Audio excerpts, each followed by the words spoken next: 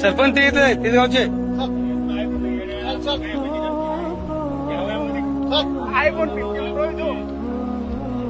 ऐक ना भैया ऐक ना जरा ऐक ना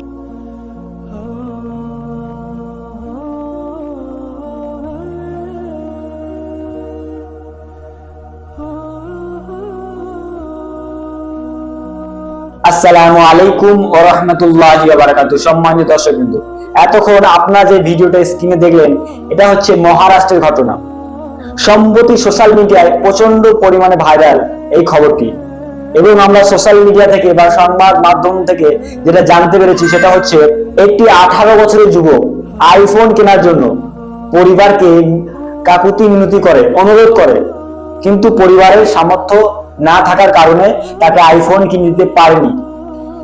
না আইফোন পাওয়ার জন্য সেই ছেলে যখন আইফোন পেল না পরিবারের কাছ থেকে, তখন সে পাহাড়ের একটি উঁচু জায়গায় উঠে সেখান থেকে আত্মহত্যা করার জন্য চেষ্টা করলো, এবং সেখানকার স্থানীয় বাসিন্দা এবং পুলিশ প্রশাসন এসে তাকে বাঁচার অনেক চেষ্টা করে, কিন্তু সে সেখান থেকে নেমে আসেনি।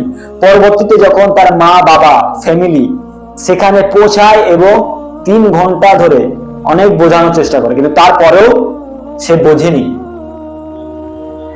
সে সেখান থেকে লাফ দেয় এবং তার বাবা যখন তাকে বাঁচাতে যায় তখন সেও তার সাথে সেই পাহাড়ের উঁচু থেকে নিচে পড়ে যায় এবং তার মাও পড়ে যায়।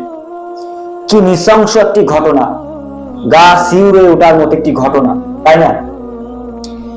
তো এই ঘটনা থেকে একটি শিক্ষা আপনাদের নেওয়া উচিত। ছোট ছোট সন্তানদেরকে আপনারা যখন হাতে ফোন ধরিয়ে দিচ্ছেন, ফোন প্রাপ্ত বয়স্ক হওয়ার আগে তাদের হাতে ফোন ধরিয়ে দিচ্ছেন, তাদের হাতে বই ধরানোর কথা ছিল। আপনারা যদি এইভাবে সন্তানদেরকে ছোট থেকে ফোন, ল্যাপটপ, কম্পিউটার এই সমস্ত জিনিসগুলো ধরিয়ে দেন, তাহলে সন্তান এরকমই হবে, আদর্শ সন্তান হবে না। আদর্শ সন্তান গড়তে গেলে সন্তানকে ছোট থেকে বই হাতে ধরাতে হবে এবং বইয়ের প্রতি প্রেম, বইয়ের প্রতি ভালোবাসা, বই পড়ার অভ্যাস সন্তানদেরকে করাতে হবে, নচেত আদর্শ সন্তান হবে না, এইরকমই সন্তান হবে।